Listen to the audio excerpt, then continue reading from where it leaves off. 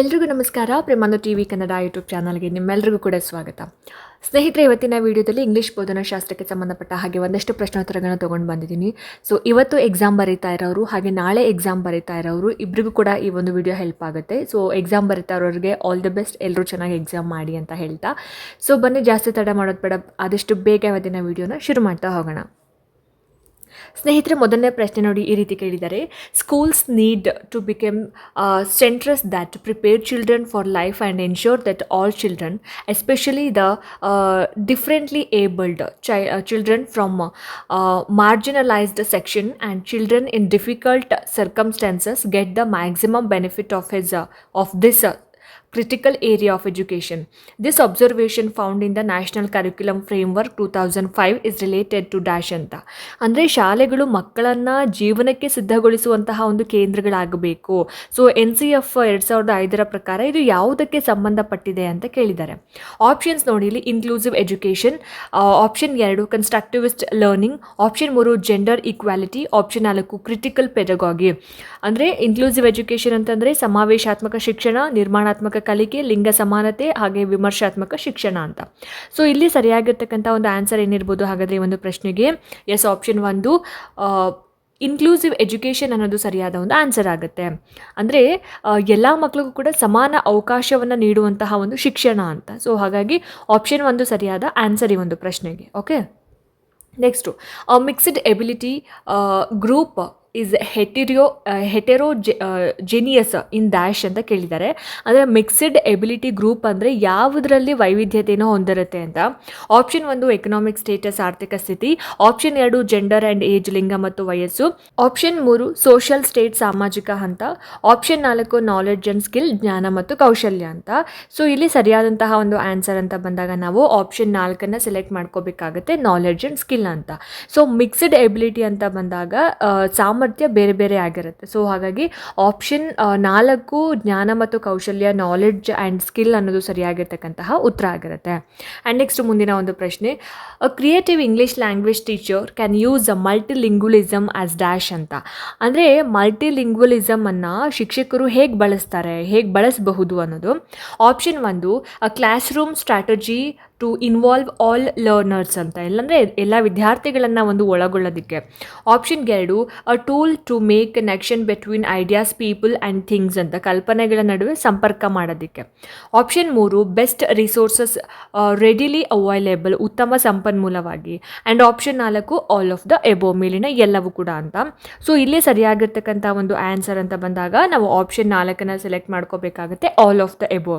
So multilingual approach ಎಲ್ರಿಗೂ ಕೂಡ ಸಹಾಯಕ ಆಗುತ್ತೆ. ಸೊ ಹಾಗಾಗಿ ಆಪ್ಷನ್ 4 ಮೇಲಿನ ಎಲ್ಲವೂ ಅನ್ನೋದು ಸರಿಯಾಗಿರುವಂತಹ ಒಂದು ಆನ್ಸರ್ ಈ ಒಂದು ಪ್ರಶ್ನೆಗೆ. ಓಕೆ, ನೆಕ್ಸ್ಟು 4ನೇ ಒಂದು ಪ್ರಶ್ನೆ: a class second teacher Ankita uses various task such as creating charts, graph, drawing, gathering information and presenting them through pair or group work. This type of instructions dash ಅಂತ. ಅಂದರೆ ಚಾರ್ಟ್ಗಳನ್ನು ಮತ್ತು ಗ್ರಾಫ್ಗಳನ್ನು, ಡ್ರಾಯಿಂಗ್ ಆಮೇಲೆ group work ಇದೆಲ್ಲ ಬಳಸ್ಕೊಂಡ್ರೆ ನಾವು ಅಂತಹ ಒಂದು ವಿಧಾನವನ್ನು ಏನಂತ ಹೇಳಿ ಕರಿತೀವಿ ಅಂತ, ಅಥವಾ ಯಾವ ರೀತಿ ಆಗಿರ್ತಕ್ಕಂಥ ಒಂದು ಮೆಥಡ್ ಅಂತ. Option 1 helps learners with multiple intelligence to perform well and learn better.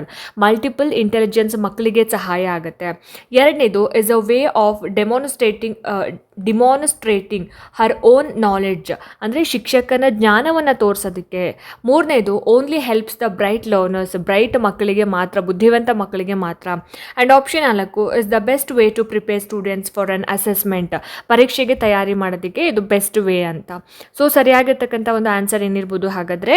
S, option 1 ನೋಡಿ ಇಲ್ಲಿ, helps learners with multiple intelligences to perform well and learn better ಅಂತ ಇದೆ.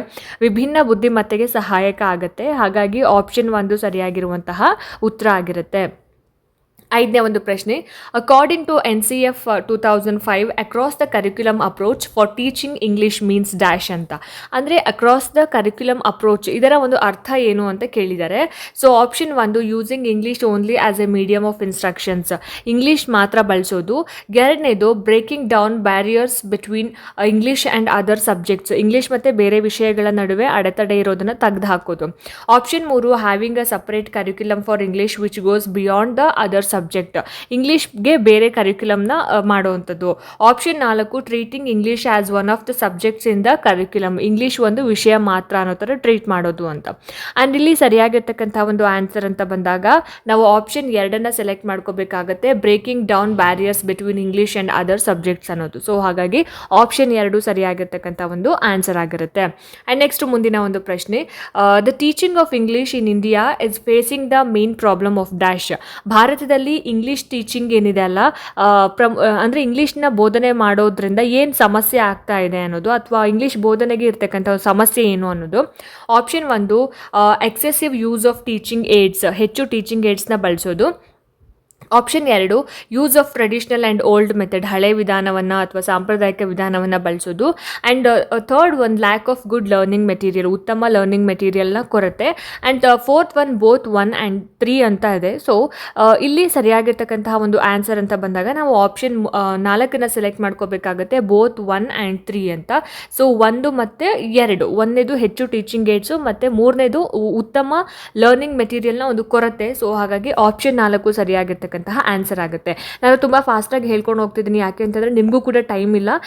ಸೊ ಎಕ್ಸಾಮ್ ಇವತ್ತು ಮತ್ತು ನಾಳೆ 2 ದಿನ ಇರೋದ್ರಿಂದ ಬೇರೆ ಸಬ್ಜೆಕ್ಟ್ಗಳ ಕಡೆಗೂ ಕೂಡ ನೀವು ಕಾನ್ಸಂಟ್ರೇಷನ್ ಮಾಡಬೇಕಾಗಿರೋದ್ರಿಂದ ನಾನು ಜಸ್ಟ್ ಆನ್ಸರ್ ಆ್ಯಂಡ್ ಕ್ವೆಶನ್ಸ್ನ ಹೇಳ್ತಾ ಹೋಗ್ತಾ ಇದ್ದೀನಿ.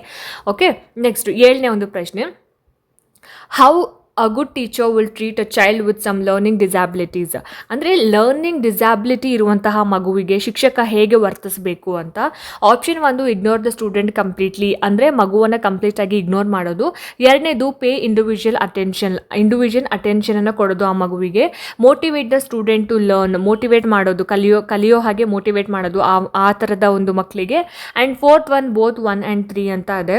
ಸೊ ಈ ಒಂದು ಪ್ರಶ್ನೆಗೆ ಸರಿಯಾಗಿರ್ತಕ್ಕಂತಹ ಆನ್ಸರ್ ಅಂತ ಬಂದಾಗ ಯಾವ ರೀತಿಯಾಗಿ ವರ್ತಿಸಬೇಕು ಅಂತ ಹೇಳಿದ್ರೆ ಆಪ್ಷನ್ 1 ಪೇ ಇಂಡಿವಿಜುವಲ್ ಅಟೆನ್ಷನ್ ಅನ್ನೋದು ಸರಿಯಾಗಿರ್ತಕ್ಕಂತಹ ಆನ್ಸರ್ ಆಗುತ್ತೆ.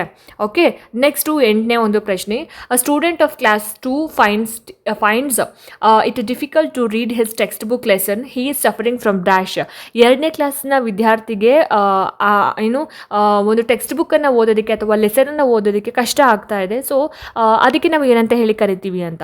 Option 1 dyscalculia, option 2 dyslexia, option 3 anxiety, option 4 dysgraphia ಅಂತ ಇದೆ. ಸೊ ಇಲ್ಲಿ ಸರಿಯಾಗಿರ್ತಕ್ಕಂಥ ಒಂದು ಆನ್ಸರ್ ಏನಿರ್ಬೋದು ಹಾಗಾದರೆ, ಓದೋದಕ್ಕೆ ಕಷ್ಟ ಇರ್ತಕ್ಕಂತಹ ಒಂದು ಸಮಸ್ಯೆಯನ್ನು ನಾವೇನಂತ ಹೇಳಿ ಕರಿತೀವಿ, ಆಪ್ಷನ್ 2 ಡಿಸ್ಲೆಕ್ಸಿಯಾ. ಓಕೆ, ಡಿಸ್ಲೆಕ್ಸಿಯಾ ಅಂತೀವಿ.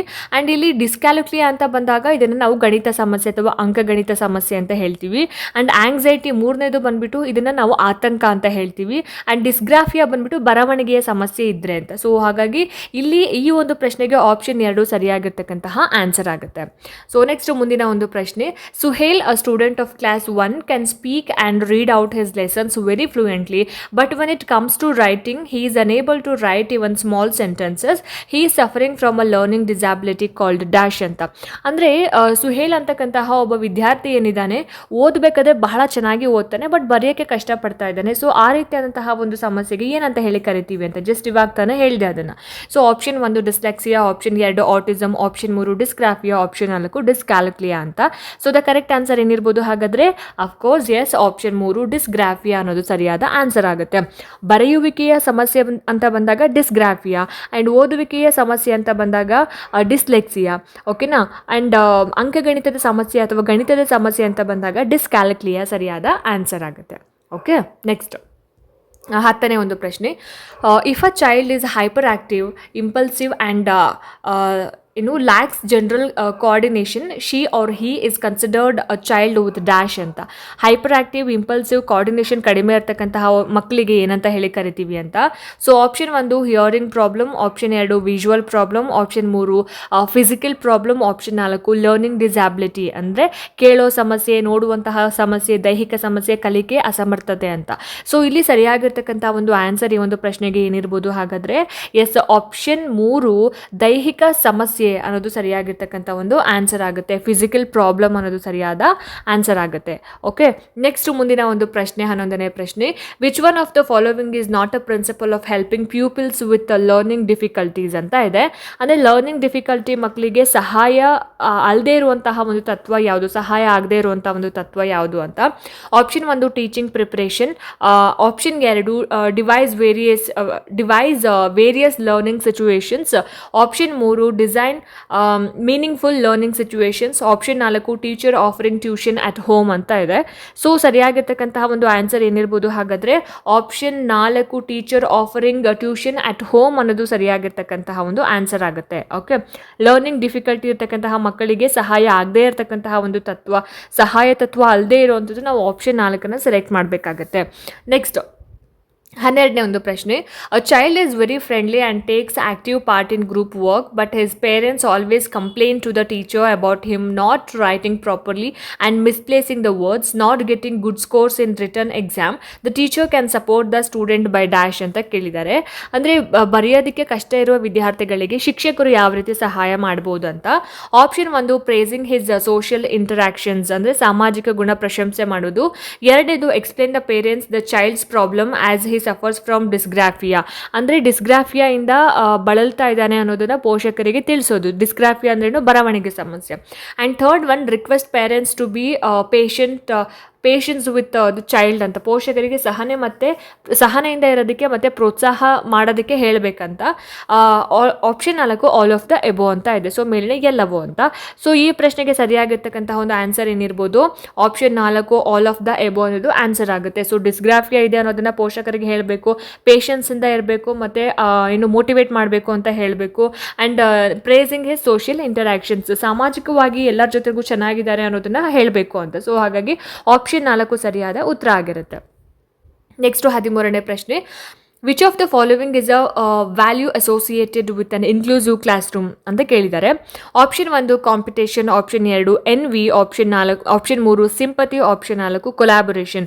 ಸ್ಪರ್ಧೆ, ಅಸೂಯೆ, ಕರುಣೆ, ಸಹಕಾರ ಅಂತ ಇದೆ. ಸೊ ಇನ್ಕ್ಲೂಸಿವ್ ಕ್ಲಾಸ್ ರೂಮ್ ಅಂತ ಬಂದಾಗ ಆಬ್ವಿಯಸ್ಲಿ ಕೊಲಾಬೊರೇಷನ್ ಅನ್ನೋದೇ ಆನ್ಸರ್ ಆಗುತ್ತೆ. ಸೊ ಹಾಗಾಗಿ ಆಪ್ಷನ್ 4 ಕೊಲಾಬೊರೇಷನ್ ಅಥವಾ ಕನ್ನಡದಲ್ಲಿ ಸಹಕಾರ ಅನ್ನೋದು ಸರಿಯಾಗಿರ್ತಕ್ಕಂತಹ ಒಂದು ಆನ್ಸರ್ ಆಗುತ್ತೆ. ನೆಕ್ಸ್ಟ್ ಮುಂದಿನ ಒಂದು ಪ್ರಶ್ನೆ. After reading a poem a teacher involves the learners in group work.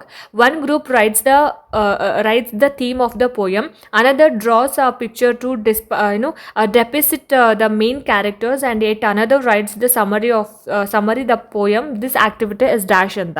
ಅಂದರೆ ಪೋಯಮ್ನ ನಂತರ ವಿಭಿನ್ನ ಗುಂಪು, ಅಂದರೆ ಬೇರೆ ಬೇರೆ ಕೆಲಸಗಳನ್ನ ಮಾಡ್ತಾ ಇರ್ತಾರೆ. ಒಬ್ಬರು ಸಮರಿ ಬರೀತಾರೆ, ಇನ್ನೊಬ್ರು ಆ ಪೋಯಮ್ಗೆ ಸಂಬಂಧಪಟ್ಟ ಡ್ರಾಯಿಂಗ್ ಮಾಡ್ತಿರ್ತಾರೆ.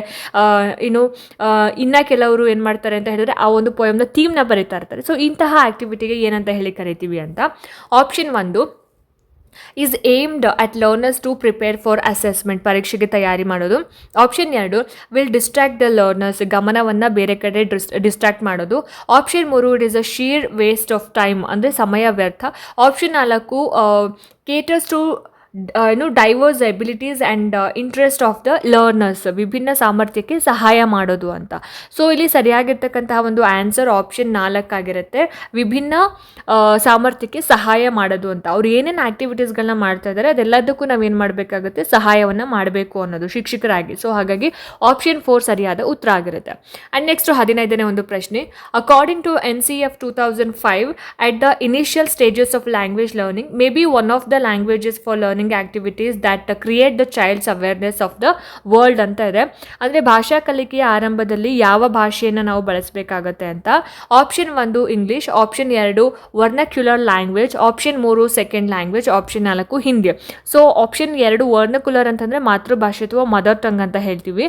ಸೊ ಸರಿಯಾಗಿರ್ತಕ್ಕಂತಹ ಉತ್ತರ ಏನಿರ್ಬೋದು ಹಾಗಾದರೆ ಈ ಒಂದು ಪ್ರಶ್ನೆಗೆ? ಆಬ್ವಿಯಸ್ಲಿ ಭಾಷೆಯ ಕಲಿಕೆಯ ಆರಂಭದಲ್ಲಿ ನಾವು ಮದರ್ ಟಂಗ್, ಮಕ್ಕಳು ಇನಿಷಿಯಲ್ ಸ್ಟೇಜಸಲ್ಲಿ ಸ್ಟಾರ್ಟಿಂಗಲ್ಲಿ ಮನೆಯಲ್ಲಿ ಕಲಿತಂತಹ ಒಂದು ಭಾಷೆ ಯಾವುದಾಗಿರುತ್ತೆ ಅದನ್ನು ನಾವು ಆ ಒಂದು ಭಾಷೆಯ ಮುಖಾಂತರ ಬೇರೆ ಭಾಷೆಯನ್ನು ನಾವು ಕಲಿಸಬೇಕಾಗುತ್ತೆ. ಹಾಗಾಗಿ ಆಪ್ಷನ್ 2 ಸರಿಯಾದ ಉತ್ತರ ಆಗಿರುತ್ತೆ.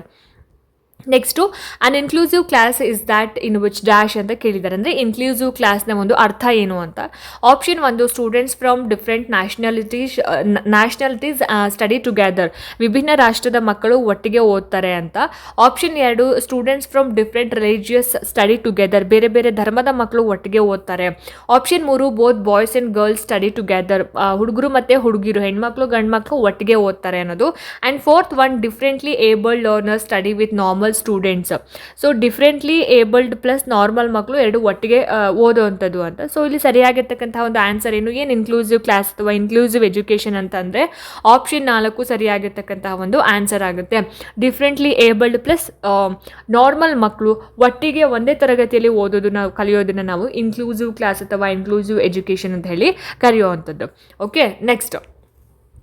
According to the observation in the NCF 2005, English is a dash language in India. So ಇದನ್ನು 2012 CTET ಎಕ್ಸಾಮಲ್ಲಿ ಕೇಳಿದ್ದಾರೆ. NCF ಪ್ರಕಾರ ಭಾರತದಲ್ಲಿ ಇಂಗ್ಲೀಷ್ ಯಾವ ರೀತಿಯಾಗಿರ್ತಕ್ಕಂಥ ಒಂದು ರೋಲ್ ಪ್ಲೇ ಮಾಡ್ತಿದೆ ಅನ್ನೋ ಥರ. So option 1 second language, option 2 foreign language, option 3 first language and option 4 global language ಅಂತ ಇದೆ.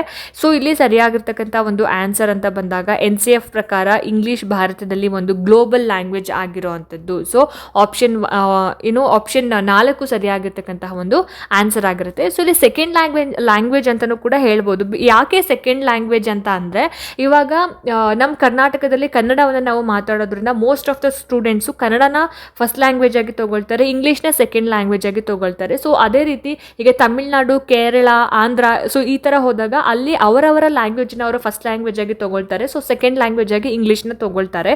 So second language and global language both are right answer. So ನಾವಿಲ್ಲಿ ಗ್ಲೋಬಲ್ ಲ್ಯಾಂಗ್ವೇಜ್ ಅಂತಲೇ ಸೆಲೆಕ್ಟ್ ಮಾಡ್ಕೊಳ್ಳೋಣ. ಸೊ ಎರಡು ಕೂಡ ಕರೆಕ್ಟ್ ಆಗಿರುತ್ತೆ, ಸೆಕೆಂಡು ಮತ್ತು global ಅನ್ನೋದು ಕೂಡ ಸರಿಯಾಗಿರುವಂಥ ಒಂದು ಆನ್ಸರ್ ಆಗಿರುತ್ತೆ. Okay, next. Which one of the following recommended the 3 language formula? 3 language formula ಶಿಫಾರಸು ಮಾಡಿದವರು ಯಾರು ಅಂತ. So NP national policy on education 1968. ಎರಡನೇದು Chattopadhyay commission 1985. Option 3 national policy on education 1986. Option 4 Kothari commission ಅಥವಾ ಕೊಠಾರಿ ಕಮಿಷನ್ 1966 ಅಂತ ಇದೆ. ಸೊ ಇಲ್ಲಿ ಸರಿಯಾಗಿರ್ತಕ್ಕಂಥ ಒಂದು ಆನ್ಸರ್ ಅಂತ ಬಂದಾಗ 3 ಲ್ಯಾಂಗ್ವೇಜ್ ಫಾರ್ಮುಲಾ ಅಂತ ಬಂದಾಗ ಕೊಠಾರಿ ಕಮಿಷನ್ 1966ನಲ್ಲಿ ಏನಾಯಿತು, ಸೊ ಇವರು ಶಿಫಾರಸು ಮಾಡಿರುವಂಥದ್ದು. ಹಾಗಾಗಿ ಆಪ್ಷನ್ 4 ಸರಿಯಾದ ಉತ್ತರ ಆಗಿರುತ್ತೆ. ಆ್ಯಂಡ್ ನೆಕ್ಸ್ಟ್ ಮುಂದಿನ ಒಂದು ಪ್ರಶ್ನೆ. The national curriculum framework 2005 advocates that a language learner is a dash ಅಂತ ಕೇಳಿದ್ದಾರೆ. ಅಂದರೆ ಲ್ಯಾಂಗ್ವೇಜ್ ಲರ್ನರ್ ಅಂದರೆ ಯಾರು ಅನ್ನೋದು question. Option 1 receiver of language, producer of language, user of grammatical rules, constructor of knowledge or language ಅಂತ ಇದೆ. So the correct answer ಈ ಒಂದು ಪ್ರಶ್ನೆಗೆ option 4 constructor of knowledge or constructor of language ಅನ್ನೋದು ಸರಿಯಾದ ಒಂದು ಆನ್ಸರ್ ಆಗುತ್ತೆ. ಆ್ಯಂಡ್ 20ನೇ ಒಂದು ಪ್ರಶ್ನೆ ನೋಡಿ ಇಲ್ಲಿ. When learners have diverse linguistic backgrounds the teacher should dash ಅಂತ ಕೇಳಿದ್ದಾರೆ. ವಿದ್ಯಾರ್ಥಿಗಳ ಭಾಷಾ ಹಿನ್ನೆಲೆ ಬೇರೆ ಇದ್ದರೆ ಶಿಕ್ಷಕರು ಏನು ಮಾಡಬೇಕಾಗತ್ತೆ? ಆಪ್ಷನ್ 1 ಅಸರ್ಟೇನ್ ದೇರ್ ಲರ್ನಿಂಗ್ ಸ್ಟೈಲ್ಸನ್ನು ಕಂಡುಹಿಡಬೇಕಂದ್ರೆ ಅವರು ಕಲಿಯುವಂತಹ ಒಂದು ವಿಧಾನವನ್ನು, ಕಲಿಯುವಂತಹ ರೀತಿಯನ್ನು ಅವರು ಕಂಡುಹಿಡ್ಕೋಬೇಕಾಗತ್ತೆ. ಎರಡನೇದು form groups in accordance with their linguistic background, ಅಂದರೆ ಭಾಷೆಯ ಪ್ರಕಾರ ಗುಂಪನ್ನು ಮಾಡಬೇಕಾಗತ್ತೆ. ಆ್ಯಂಡ್ ಮೂರನೇದು use multilingual approach. Option 4 start the class with brainstorming session ಅಂತ ಇದೆ. ಸೊ ಇಲ್ಲಿ ಸರಿಯಾಗಿರ್ತಕ್ಕಂತಹ ಒಂದು ಆನ್ಸರ್ ಏನಾಗಿರ್ಬೋದು ಹಾಗಾದರೆ? Yes, option 3 multilingual approach, use multilingual approach ಅನ್ನೋದು ಸರಿಯಾಗಿರ್ತಕ್ಕಂತಹ ಒಂದು ಆನ್ಸರ್ ಆಗಿರುತ್ತೆ ಈ ಒಂದು ಪ್ರಶ್ನೆಗೆ. ಓಕೆ, ನೆಕ್ಸ್ಟ್ ಮುಂದಿನ ಒಂದು ಪ್ರಶ್ನೆ. Faulty reading habit is due to dash. Faulty ಅಂದರೆ ತಪ್ಪಾದ ಓದುವ ಅಭ್ಯಾಸಕ್ಕೆ ಏನು ಕಾರಣ? ತಪ್ಪಾಗಿ ಓದ್ತಾರಲ್ವ, ಏನು ರೀಸನ್ ಇರ್ಬೋದು ಅದಕ್ಕೆ ಅಂತ. ಆಪ್ಷನ್ 1 ಸಬ್ ವೊಕ್ಯಾಲೈಸೇಷನ್, ಅಂದರೆ ಮನಸ್ಸಲ್ಲಿ ನಿಧಾನವಾಗಿ ಉಚ್ಚರಿಸುವುದು, ವೊಕ್ಯಾಲೈಸೇಷನ್. ಆಪ್ಷನ್ 2 ಫಿಂಗರ್ ಪಾಯಿಂಟಿಂಗ್, ಬೆರಳಿನಿಂದ ತೋರಿಸ್ತಾ ಓದೋದು. ಆ್ಯಂಡ್ ಮೂರನೇದು ರಿಗ್ರೆಸಿವ್ ಮೂಮೆಂಟ್, ಹಿಂದಕ್ಕೆ ಹೋಗಿ ಓದೋದು. ಆ್ಯಂಡ್ ನಾಲ್ಕನೇದು ಆಲ್ ಆಫ್ ದ ಎಬೋ, ಮೇಲಿನ ಎಲ್ಲವೂ ಕೂಡ ಅನ್ನೋದು. ಸೊ ಈ ಪ್ರಶ್ನೆಗೆ ಇಲ್ಲಿ ಸರಿಯಾಗಿರ್ತಕ್ಕಂತಹ ಒಂದು ಆನ್ಸರ್ ಏನಿರ್ಬೋದು ಹಾಗಾದರೆ? ಎಸ್, ನೀವು ಗೆಸ್ ಮಾಡಿದ್ದೀರಾ ಅಂತ ಭಾವಿಸ್ತಾ ನಾನು ಉತ್ತರವನ್ನು ಹೇಳ್ತಾ ಹೋಗ್ತೀನಿ ನೋಡಿ. ಇಲ್ಲಿ ಆಪ್ಷನ್ ಬಂದುಬಿಟ್ಟು 4, option 4 all of the above ಅನ್ನೋದು. ಸೊ ಇಲ್ಲಿ ಸಬ್ ವೊಕ್ಯಾಲೈಸೇಷನ್ ಆಗಿರ್ಬೋದು, ಫಿಂಗರ್ ಪಾಯಿಂಟಿಂಗ್, ರಿಗ್ರೆಸಿವ್ ಮೂಮೆಂಟ್, ಇದು ಮೂರು ಕೂಡ ಓದುವಂತಹ ಒಂದು ವೇಗ ಮತ್ತು ಕಾಂಪ್ರಿಹೆನ್ಷನ್ ಏನು ಮಾಡುತ್ತೆ, ಕಡಿಮೆ ಮಾಡ್ತಾ ಹೋಗುತ್ತೆ. ಹಾಗಾಗಿ ನಾವಿಲ್ಲಿ faulty reading habit is due to ಅಂತ ಬಂದಾಗ ಆಲ್ ಆಫ್ ದ ಎಬೋ ಅನ್ನುವಂತಹ ಒಂದು ಆನ್ಸರ್ನ ನಾವು ಸೆಲೆಕ್ಟ್ ಮಾಡ್ಕೋಬೇಕಾಗತ್ತೆ. ಓಕೆ, ನೆಕ್ಸ್ಟ್ ಮುಂದಿನ ಒಂದು ಪ್ರಶ್ನೆ, reading habit is important due to the following reasons. ಅಂದರೆ ಓದುವ ಅಭ್ಯಾಸ ಮುಖ್ಯ ಯಾಕೆ ಓದುವಂತಹ ಒಂದು ಅಭ್ಯಾಸ ನಾವು ಮುಖ್ಯ ಅಂದರೆ ಇಂಪಾರ್ಟೆನ್ಸನ್ನು ಕೊಡಬೇಕು ಓದೋದಕ್ಕೆ ಅಂತ. ಆಪ್ಷನ್ ಒಂದು ಇನ್ಕ್ರೀಸ್ ವೊಕ್ಯಾಬುಲರಿ, ಅಂದರೆ ವೊಕ್ಯಾಬುಲರಿ ಹೆಚ್ಚಾಗುತ್ತೆ. ಎರಡನೇದು ಮೇಕಸ್ ನಾಲೆಡ್ಜೆಬಲ್, ಅಂದರೆ ಜ್ಞಾನ ಹೆಚ್ಚಾಗುತ್ತೆ. ಮೂರನೇದು ಹೆಲ್ಪ್ಸ್ ಇನ್ ಗೆಟಿಂಗ್ ಇನ್ಫಾರ್ಮೇಷನ್, ಅಂದರೆ ಮಾಹಿತಿ ಪಡೆಯಲು ಸಹಾಯಕ. ಆ್ಯಂಡ್ ನಾಲ್ಕನೇದು ಆಲ್ ಆಫ್ ದ ಎಬೋ ಅಂತ ಇದೆ. ಸೊ ಇಲ್ಲಿ ನಾವು reading habit is important because all of the above. So all of the above ಅನ್ನೋದು ಆನ್ಸರ್ ಆಗುತ್ತೆ. ರೀಡಿಂಗ್ ಅಂತ ಬಂದಾಗ ವೊಕ್ಯಾಬುಲರಿನ ನಾವು ಇಂಪ್ರೂವ್ ಮಾಡ್ಕೋಬೋದು, ನಾಲೆಡ್ಜನ್ನ ಜಾಸ್ತಿ ಮಾಡ್ಕೋಬೋದು, ಹಲವಾರು ಇನ್ಫಾರ್ಮೇಷನನ್ನು ಕೂಡ ನಾವು ಪಡ್ಕೋತಾ ಹೋಗ್ಬೋದು. ಹಾಗಾಗಿ option 4 all of the above ಅನ್ನೋದು ಸರಿಯಾದ ಉತ್ತರ ಆಗಿರುತ್ತೆ. ಆ್ಯಂಡ್ ನೆಕ್ಸ್ಟ್ ಮೂರನೇದು, command of language gives a feeling of dash ಅಂತ ಕೇಳಿದ್ದಾರೆ. ಭಾಷೆಯ ಮೇಲಿನ ಹಿಡಿತದಿಂದ ಯಾವ ಭಾವನೆ ಬರುತ್ತೆ? ಆಪ್ಷನ್ 1 ಕಾನ್ಫಿಡೆನ್ಸ್, ಆತ್ಮವಿಶ್ವಾಸ. ಆಪ್ಷನ್ 2 ಸ್ಯಾಟಿಸ್ಫ್ಯಾಕ್ಷನ್, ತೃಪ್ತಿ. ಆಪ್ಷನ್ 3 ಸೆಕ್ಯೂರಿಟಿ, ಅಂದರೆ ಭದ್ರತೆ. ಆಪ್ಷನ್ 4 ನನ್, ಯಾವುದು ಕೂಡ ಅಲ್ಲ, ಅಥವಾ ನನ್ ಆಫ್ ದಿಸ್, ಯಾವುದು ಕೂಡ ಅಲ್ಲ ಅನ್ನೋದು. ಸೊ ಇಲ್ಲಿ ಸರಿಯಾಗಿರ್ತಕ್ಕಂತಹ ಒಂದು ಆನ್ಸರ್ ಅಂತ ಬಂದಾಗ ನಮಗೆ ಯಾವುದೇ ಒಂದು ಭಾಷೆಯ ಮೇಲೆ ಹಿಡ್ತಾ ಇದ್ದರೆ, ಇಂಗ್ಲೀಷ್ ಆಗಿರ್ಬೋದು, ಕನ್ನಡ ಆಗಿರ್ಬೋದು, ಹಿಂದಿ, ಎನಿ ಲ್ಯಾಂಗ್ವೇಜ್, ಸೊ ನಮಗೆ ಕಾನ್ಫಿಡೆನ್ಸ್ ಬರುತ್ತೆ. ಕಾನ್ಫಿಡೆಂಟಿಂದ ನಾವು ಆ ಭಾಷೆಯನ್ನು ಮಾತಾಡೋದಕ್ಕೆ ಸಾಧ್ಯ ಆಗುತ್ತೆ. ಭಾಷೆ ಚೆನ್ನಾಗಿ ಬಂದರೆ ಆತ್ಮವಿಶ್ವಾಸ ಹೆಚ್ಚಾಗೋದ್ರಿಂದ ನಾವು ಆಪ್ಷನ್ 1 ಕಾನ್ಫಿಡೆನ್ಸ್ ಅನ್ನೋದನ್ನು ಸರಿಯಾದ ಉತ್ತರ ಅಂತ ಹೇಳಿ ಕನ್ಸಿಡರ್ ಮಾಡ್ಬೋದು. ಓಕೆ, ನೆಕ್ಸ್ಟ್ ಮುಂದಿನ ಒಂದು ಪ್ರಶ್ನೆ, the general aims of teaching prose are dash ಅಂತ ಕೇಳಿದ್ದಾರೆ. ಸೊ ಅಂದರೆ ಪ್ರೋಸ್ ಟೀಚಿಂಗ್ ನ ಒಂದು ಉದ್ದೇಶ ಏನು ಅಂತ ಹೇಳಿಬಿಟ್ಟು, ಪ್ರೋಸ್ ಅಂತಂದ್ರೇನು, ಗದ್ಯ ಭಾಗವನ್ನು ನಾವು ಬೋಧನೆ ಮಾಡುವಂತಹ ಒಂದು ಉದ್ದೇಶ ಏನೇನು? Option 1 to enable students to listen, speak, read and write English prose, ಅಂದರೆ ಲಿಸ್ನಿಂಗ್ ಆಗಿರ್ಬೋದು, ಸ್ಪೀಕಿಂಗ್, ರೀಡ್, ರೈಟ್, ಪ್ರೋಸ್ ಇದೆಲ್ಲ ಕಲಿಸೋದು ಅಂತ. ಎರಡನೇದು to enable students to comprehend the thought, ಅರ್ಥ ಗ್ರಹಿಸೋದಕ್ಕೆ ಸಹಾಯ. ಮೂರನೇದು to enrich students active and passive ವೊಕ್ಯಾಬುಲರಿನ ಹೆಚ್ಚು ಮಾಡುತ್ತೆ. And fourth one all of the above ಅಂತ ಇದೆ. ಸೊ ಇಲ್ಲಿ ಸರಿಯಾಗಿರ್ತಕ್ಕಂತಹ ಒಂದು ಆನ್ಸರ್ ಏನಾಗಿರ್ಬೋದು ಹಾಗಾದರೆ option 4 all of the above ಅನ್ನೋದು ಸರಿಯಾಗಿರ್ತಕ್ಕಂತಹ ಒಂದು ಉತ್ತರ ಆಗಿರುತ್ತೆ. ಆ್ಯಂಡ್ ನೆಕ್ಸ್ಟ್ ಮುಂದಿನ ಒಂದು ಪ್ರಶ್ನೆ, learners benefit from guided reading it should be done at dash ಅಂತ. ಗೈಡೆಡ್ ರೀಡಿಂಗ್ ಯಾವ ಮಟ್ಟದಲ್ಲಿ ಮಾಡಬೇಕು ಅಂತ ಹೇಳಿ ಕೇಳಿದ್ದಾರೆ. Option 1 primary level, option 2 upper primary level, option 3 secondary level, option 4 higher secondary level ಅಂತ ಇದೆ. ಸೊ ಇಲ್ಲಿ ಸರಿಯಾದಂತಹ ಒಂದು ಆನ್ಸರ್ ಅಂತ ಬಂದಾಗ ನಾವು ಆಪ್ಷನ್ 1 ಪ್ರೈಮರಿ ಲೆವೆಲ್ ಅನ್ನೋದನ್ನು ಸೆಲೆಕ್ಟ್ ಮಾಡ್ಕೋಬೇಕಾಗತ್ತೆ. ಸೊ ಪ್ರಾಥಮಿಕ ಹಂತದಲ್ಲಿ ಶಿಕ್ಷಕರ ಮಾರ್ಗದರ್ಶನ ತುಂಬ ಇಂಪಾರ್ಟೆಂಟ್ ಆಗಿ ಬೇಕಾಗಿರೋದ್ರಿಂದ ನಾವು ಆಪ್ಷನ್ 1 ಪ್ರಾಥಮಿಕ ಅಥವಾ ಪ್ರೈಮರಿ ಲೆವೆಲ್ ಅನ್ನೋದನ್ನು ಆನ್ಸರ್ ಅಂತ ಹೇಳಿ ಕನ್ಸಿಡರ್ ಮಾಡಬೇಕು. Okay, next loud reading is done to assess dash. ಜೋರಾಗಿ ಓದಿಸೋದ್ರಿಂದ ಏನನ್ನ ಪರಿಶೀಲನೆ ಮಾಡ್ತಾರೆ? ಆಪ್ಷನ್ 1 ಫೋನೋಮಿಕ್ ಸೌಂಡ್ಸ್, ಧ್ವನಿ. ಆಪ್ಷನ್ 2 ಪ್ರೊನೌನ್ಸಿಯೇಷನ್, ಉಚ್ಚಾರಣೆ. ಆಪ್ಷನ್ 3 ಇಂಟೋನೇಷನ್, ಸ್ವರ ಛಾಯೆ. ಆಪ್ಷನ್ 4 ನನ್ ಆಫ್ ದ ಎಬೋ ಅಂತ ಇದೆ. ಸೊ ಜಾಸ್ತಿ ಜೋರಾಗಿ ಓದಿಸೋದ್ರಿಂದ ನಾವು ಏನನ್ನ ಅಬ್ಸರ್ವ್ ಮಾಡ್ತೀವಿ ಅಥವಾ ಏನನ್ನ ನಾವು ಪರಿಶೀಲನೆ ಮಾಡ್ತೀವಿ ಅಂತ ಹೇಳಿದ್ರೆ ಆಪ್ಷನ್ 1 ಪ್ರೊನೌನ್ಸಿಯೇಷನ್ ಅನ್ನೋದು ಸರಿಯಾದ ಒಂದು ಆನ್ಸರ್ ಆಗುತ್ತೆ. So loud reading equals pronunciation check ಅಲ್ವಾ? ಸೊ ಹಾಗಾಗಿ ಆಪ್ಷನ್ 2 ಸರಿಯಾದ ಉತ್ತರ ಆಗಿರುತ್ತೆ. ಆ್ಯಂಡ್ ನೆಕ್ಸ್ಟ್ ಮುಂದಿನ ಒಂದು ಪ್ರಶ್ನೆ, which of the following about reading is are are correct ಅಂತ ಇದೆ. ಅಂದರೆ ಓದೋದ್ರ ಬಗ್ಗೆ ಯಾವುದು ಸರಿಯಾಗಿರುವಂತಹ ಒಂದು ಸ್ಟೇಟ್ಮೆಂಟ್ ಅಂತ. ಮೊದಲನೇದು, it is done in order to gain information or verify existing knowledge or in order to have critical perspective about ideas. ಮಾಹಿತಿ ಪಡೆಯೋದಕ್ಕೆ, ಜ್ಞಾನವನ್ನು ಪರಿಶೀಲನೆ ಮಾಡೋದಕ್ಕೆ ಓದಬೇಕಂತ. ಎರಡನೇದು, it involves the interpretation of ideas symbolized by written or printed language ಅಂತ, ಬರಹದ ಒಂದು ಅರ್ಥವನ್ನು ವ್ಯಾಖ್ಯಾನ ಮಾಡೋದಕ್ಕೆ. And third one both 1 and 2 and last one none of the above ಅಂತ ಇದೆ. ಸೊ ಇಲ್ಲಿ ಓದುವ ಬಗ್ಗೆ ಸರಿಯಾಗಿರ್ತಕ್ಕಂತಹ ಒಂದು ಸ್ಟೇಟ್ಮೆಂಟ್ ಅಂತ ಬಂದಾಗ ನಾವು ಆಪ್ಷನ್ 3 ಸೆಲೆಕ್ಟ್ ಮಾಡ್ಕೋಬೇಕಾಗತ್ತೆ, ಬೋತ್ 1 and 2 ಅಂತ. ಸೊ 1 ಕೂಡ ಕರೆಕ್ಟು, 2 ಕೂಡ ಕರೆಕ್ಟು, ಹಾಗಾಗಿ ಆಪ್ಷನ್ 3 ಸರಿಯಾದ ಉತ್ತರ ಆಗಿರುತ್ತೆ. ಆ್ಯಂಡ್ ನೆಕ್ಸ್ಟ್ ಮುಂದಿನ ಒಂದು ಪ್ರಶ್ನೆ, ಇನ್ ರೀಡಿಂಗ್ ಸ್ಕ್ಯಾನಿಂಗ್ ಮೀನ್ಸ್ ಡ್ಯಾಶ್ ಅಂತ ಕೇಳಿದ್ದಾರೆ. ಅಂದರೆ ರೀಡಿಂಗ್ನಲ್ಲಿ ಸ್ಕ್ಯಾನಿಂಗ್ ಅಂದರೆ ಅರ್ಥ ಏನು ಅಂತ ಹೇಳಿ ಕೇಳಿರೋ ಅಂಥದ್ದು, ಸ್ಕ್ಯಾನಿಂಗ್ನ ಒಂದು ಅರ್ಥ ಏನು ಅನ್ನೋ ಥರ. ಸೊ ಆಪ್ಷನ್ 1 ನೋಡಿಲಿ, ಕ್ವಿಕ್ ಸರ್ವೆ ಆಫ್ ದ ಟೆಕ್ಸ್ಟನ್ನು ತ್ವರಿತವಾಗಿ ಪರಿಶೀಲಿಸುವುದು. ಎರಡನೇದು examining everything closely and minutely, ಅಂದರೆ ಪ್ರತಿಯೊಂದು ವಿಷಯವನ್ನು ಆಳವಾಗಿ ನೋಡೋದು. ಮೂರನೇದು ಪ್ರಿಡಿಕ್ಟಿಂಗ್ ದ ಕಂಟೆಂಟ್ ವಿಷಯವನ್ನು ಊಹೆ ಮಾಡೋದು. And last one for comprehension ಅಂತ ಇದೆ. ಸೊ ಇಲ್ಲಿ ಸ್ಕ್ಯಾನಿಂಗ್ ಇನ್ ರೀಡಿಂಗ್ ಮೀನ್ಸ್, ರೀಡಿಂಗ್ನಲ್ಲಿ ಸ್ಕ್ಯಾನಿಂಗ್ ಅಂತ ಬಂದಾಗ ನಾವು ಆಯ್ಕೆ ಒಂದನ್ನು ನಾವು ಸೆಲೆಕ್ಟ್ ಮಾಡ್ಕೋಬೇಕಾಗತ್ತೆ, quick survey of the text ಅನ್ನೋದು. ಸೊ ಸ್ಕ್ಯಾನಿಂಗ್ ಅಂತ ಬಂದಾಗ ಸ್ಪೆಸಿಫಿಕ್ ಇನ್ಫಾರ್ಮೇಷನ್ ಕ್ವಿಕ್ಲಿ ಅಲ್ವಾ, ಸೊ ಹಾಗಾಗಿ ಆಪ್ಷನ್ ಒಂದು ಸರಿಯಾಗಿರುವಂತಹ ಒಂದು ಆನ್ಸರ್ ಆಗಿರುತ್ತೆ.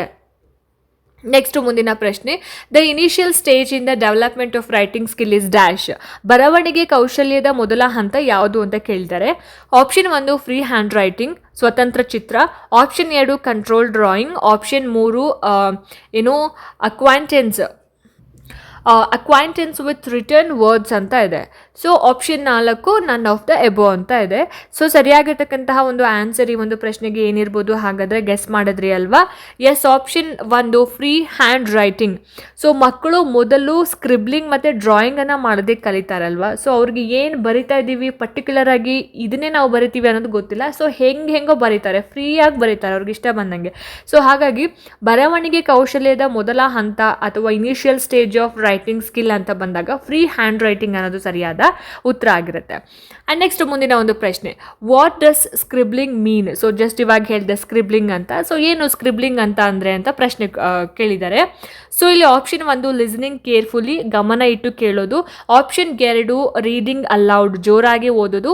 ಆಪ್ಷನ್ 3 ರೈಟಿಂಗ್ ಕ್ವಿಕ್ಲಿ ಆ್ಯಂಡ್ ಕೇರ್ಲೆಸ್ಲಿ, ಅಂದರೆ ಬೇಗ ಮತ್ತು ಅಜಾಗರೂಕತೆಯಿಂದ ಬರೆಯುವಂಥದ್ದು, ಅಂದರೆ ಕೇರ್ ಮಾಡಿದ್ರೆ ಹೆಂಗೆ ಬೇಕು ಹಂಗೆ ಬರೆಯೋದು ಅಂತ. ಆ್ಯಂಡ್ ಲಾಸ್ಟ್ ಒನ್ ಸ್ಟ್ಯಾಮರಿಂಗ್ ಅಂತ, ತಡ ಮಾತು ಅಂತ ಹೇಳ್ತಾರೆ. ಸೊ ಇಲ್ಲಿ ಸ್ಕ್ರಿಬ್ಲಿಂಗ್ ಅಂತ ಅಂದರೆ ಅರ್ಥ ಏನು ಅಂತ ಹೇಳಿದ್ರೆ ನೀವು ಗೆಸ್ ಮಾಡಿದ್ದೀರಾ ಅಲ್ವಾ? ಎಸ್, ಈ ಪ್ರಶ್ನೆಗೆ ಸರಿಯಾಗಿರ್ತಕ್ಕಂತಹ ಒಂದು ಆನ್ಸರ್ ಅಂತ ಬಂದಾಗ ನಾವು ಆಪ್ಷನ್ 3 ಸೆಲೆಕ್ಟ್ ಮಾಡ್ಕೋಬೇಕಾಗತ್ತೆ, ರೈಟಿಂಗ್ ಕ್ವಿಕ್ಲಿ ಆ್ಯಂಡ್ ಕೇರ್ಲೆಸ್ಲಿ ಅಂತ. ಸೊ ಸ್ಕ್ರಿಬ್ಲಿಂಗ್ ಅಂತ ಬಂದಾಗ ರ್ಯಾಂಡಮ್ ಕೇರ್ಲೆಸ್ ರೈಟಿಂಗ್, ನಾವು ಪರ್ಟಿಕ್ಯುಲರಾಗಿ ಬರಿಬೇಕು ಅಂತ ಇಂಟ್ರೆಸ್ಟ್ ಕೊಟ್ಟು ಬರೆಯೋದಲ್ಲ, ನಮ್ಗೆ ಹೆಂಗೆ ಬೇಕೋ ಹಾಗೆ ಏನು ಬೇಕಾದರೂ ಬರಿತೀವಿ. ಸೊ ಗೀಚೋದಾಗಿರ್ಬೋದು ಅಥವಾ ಮತ್ತೊಂದು ಬರೆಯೋದಾಗಿರ್ಬೋದು. ಸೊ ರ್ಯಾಂಡಮ್ ಆಗಿ ನಾವೇನು ಬರೀತಾ ಹೋಗ್ತೀವಿ ಅದನ್ನು ಸ್ಕ್ರಿಬ್ಲಿಂಗ್ ಅಂತ ಹೇಳಿ ಕರೀತಾರೆ. ಸೊ ಸ್ಕ್ರಿಬ್ಲಿಂಗ್ ಅಂತ ಹೇಳಿದ್ರೆ ಆಪ್ಷನ್ 3 ಬೇಗ ಬರೆಯೋದು ಮತ್ತು ಅಜಾರೂಕತೆಯಿಂದ ಬರೆಯೋದು ಅಂತ ಹೇಳಿಬಿಟ್ಟು. So option 3 is the right answer for this question. So ನೋಡಿದ್ರಲ್ಲ ಸ್ನೇಹಿತರೆ, ಇದಾಗಿತ್ತು ಇವತ್ತಿನ ಇಂಗ್ಲೀಷ್ಗೆ ಸಂಬಂಧಪಟ್ಟ ಹಾಗೆ ಒಂದಷ್ಟು ಪ್ರಶ್ನೋತ್ತರಗಳು. ಹೋಪ್ ಈ ವಿಡಿಯೋ ನಿಮಗೆ ಇಷ್ಟ ಆಯಿತು, ಅನುಕೂಲ ಆಯಿತು ಅಂತ ಭಾವಿಸ್ತೀನಿ. ಇಷ್ಟ ಆಯಿತು ಅಂತಂದರೆ ದಯವಿಟ್ಟು ಲೈಕ್ ಮಾಡಿ, ಶೇರ್ ಮಾಡಿ, ಹಾಗೆ ನಿಮ್ಮ ಅನಿಸಿಕೆ ಅಭಿಪ್ರಾಯಗಳೇನೇ ಇದ್ರೂ ಕೂಡ ನನಗೆ ಕಾಮೆಂಟ್ ಸೆಕ್ಷನಲ್ಲಿ ತಿಳಿಸಿ ಅಂತ ಹೇಳ್ತಾ, ಇದೇ ರೀತಿ ಹೆಚ್ಚಿನ ವೀಡಿಯೋಸ್ಗಳಿಗೋಸ್ಕರ ನಿರಂತರವಾಗಿ ನನ್ನ ಚಾನಲನ್ನು ನೋಡ್ತಾ ಇರಿ. ಮುಂದಿನ ವೀಡಿಯೋಸ್ಗಳಲ್ಲಿ ನಾನು ನಿಮಗೆ ಸಿಗ್ತೀನಿ. ಅಲ್ಲಿ ತನಕ ಎಲ್ರಿಗೂ ನಮಸ್ಕಾರ.